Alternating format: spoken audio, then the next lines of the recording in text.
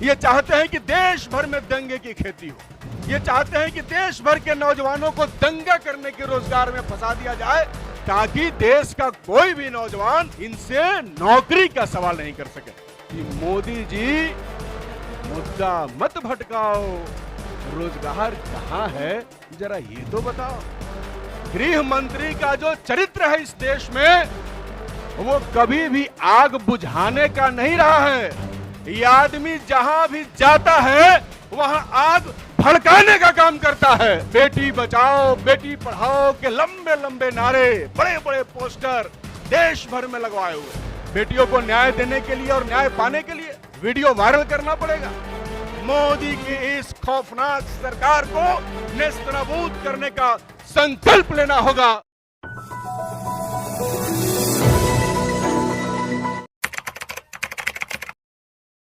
इस कार्यक्रम में शामिल होने आए देश भर के नौजवानों के आंदोलनों का नेतृत्व कर रहे युवा क्रांतिकारी साथियों, मैं अपनी बात शुरू करूं इसके पहले आप सभी लोगों को क्रांतिकारी लाल सलाम पेश करता हूं। साथियों, चूंकि जो मौजूदा देश का संसद है वह नौजवानों के विषय पर बात नहीं करना चाहता, वहां सत्ता पक्ष जबरदस्ती देश के ऊपर अपने मुद्दों को, अपने एजेंडा को थोप देना चाहती हैं। देश भर में वो नफरत, उन्माद और उत्पात की राजनीति को स्थापित कर देना चाहती हैं और आने वाले 24 के चुनाव से वो रोजगार जैसे महत्वपूर्ण मुद्दे को खत्म कर देना चाहती हैं। इसीलिए इसी के खिलाफ आज हम सब लोग इसी संसद के सामने नौजवानों का एक नया संसद हमने लगाने का काम किया है, क्योंकि हम जानते हैं कि जब किसी भी देश की सत्ता और संसद जब हमारे जरूरी विषयों पर, सवालों पर बात नहीं करे, तो देश की जनता को, खासकर नौजवानों को सड़क पर खड़ा होने की जरूरत पड़ती है और तेज आवाज में अपने नारे को बुलंद करते हुए कान में ठेपा डाली हुई सरकार को के कान को खोलने की आवश्यकता पड़ जाती है। इसलिए साथियों, हम सब ठेपा बंद करने वाली मोदी सरकार के कान के जबड़े के सामने नौजवानों के पार्लियामेंट से धमाका करके उनके ठेपा को खोल देने के लिए दिल्ली में उपस्थित हुए हैं। और ये जो गुरूर में बैठे हैं, ये जो चुप्पी साध लिए हैं, ये नीरो बने हुए हैं।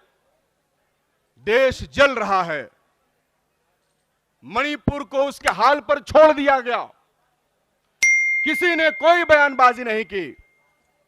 अभी हम लोग यहां शामिल होने के लिए आ रहे थे तो कई सारे पत्रकार बंधुओं ने मणिपुर को लेकर हम लोगों से सवाल पूछा और कहा कि गृह मंत्री तो 2 बार गए थे।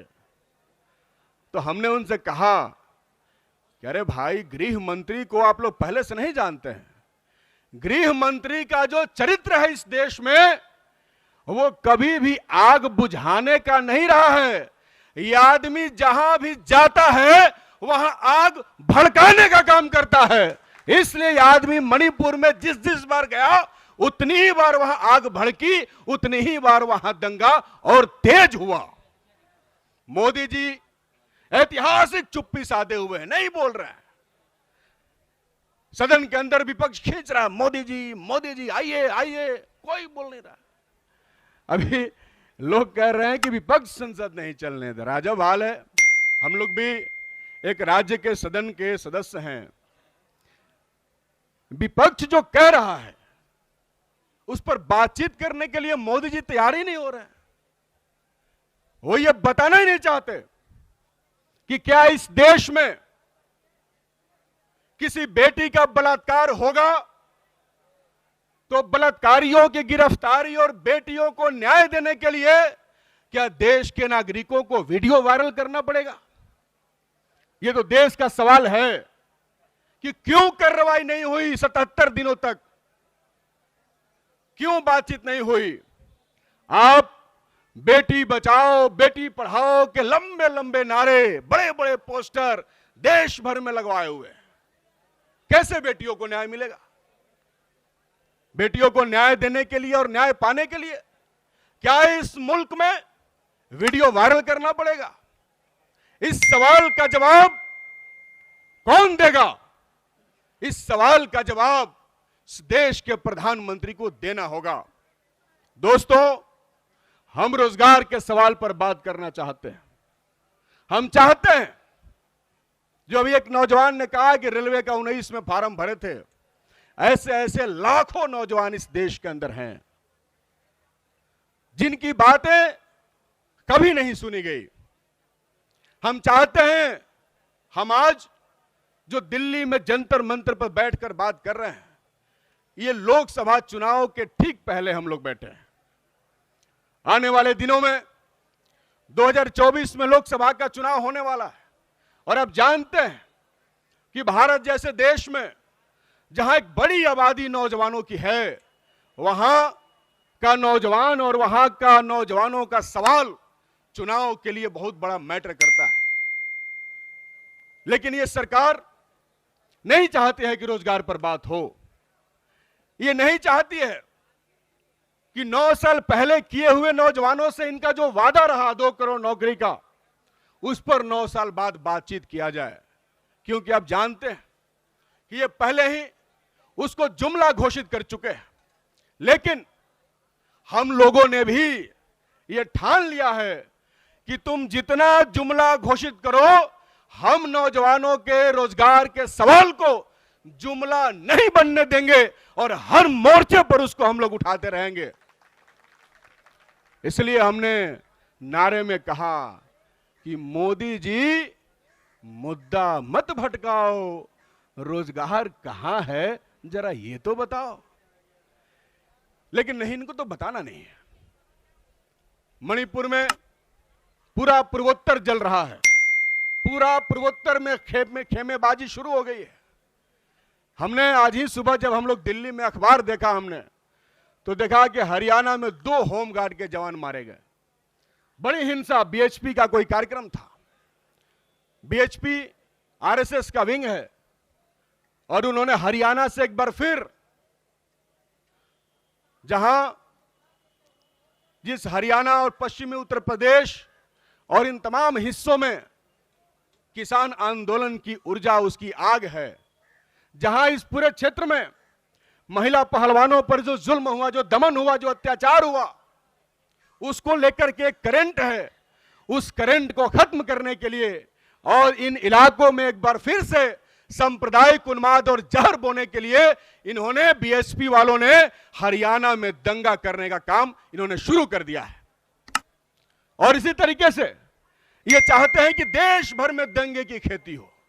ये चाहते हैं कि देश भर के नौजवानों को दंगा करने के रोजगार में फंसा दिया जाए, ताकि देश का कोई भी नौजवान इनसे नौकरी का सवाल नहीं कर सके। साथियों, हम लोग इनकलाबी लोग हैं। देश भर में हमने इनके खिलाफ जनता के सवालों पर हमने मुहिम छेड़ रखा है और आज जंतर मंतर पर खड़ा होकर हम देश भर के नौजवानों से कहना चाहते हैं कि ये आपको मणिपुर की आग में देश भर के नौजवानों को झोंक देने पर आमदा है। हमें उससे बचने की जरूरत है, हमें वहां से बाहर निकलने की जरूरत है। हमें नौजवानों के रोजगार के सवाल, हमें महंगाई भ्रष्टाचार के सवाल पर मजबूती से खड़ा होना होगा। आने वाला चुनाव जो 2024 का चुनाव है, जो इंडिया वर्सेस एनडीए का चुनाव है, उसमें इंडिया को जिताने के लिए देश भर के नौजवानों को एकजुट होते हुए मोदी की इस खौफनाक सरकार को नेस्तनाबूद करने का संकल्प लेना होगा।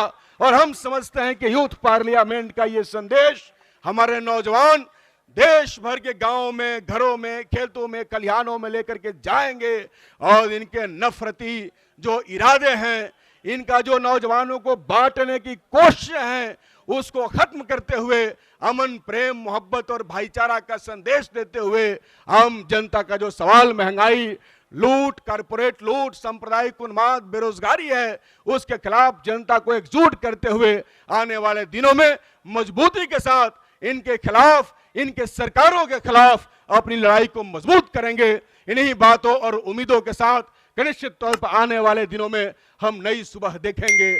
निश्चित तौर पर 24 में इस देश में कोई नया सूरज उगेगा जो एक तरीके से पूरे देश में तमाम लोगों को, हिंदुओं को, मुसलमानों को, सिखों को, ईसाइयों को, जैनों को, बौद्धों को, तमाम संप्रदायों, धर्मों को एक समान सबको ऊर्जा देगा। निश्चित तौर पर हम उम्मीद करेंगे कि 24 में वो स्वराज हम देखेंगे। इसी उम्मीद और भरोसे के साथ कि हम सब मिलेंगे, हम सब लड़ेंगे। दोस्तों, लड़ेगा इंडिया और जीतेगा इंडिया। बहुत बहुत धन्यवाद।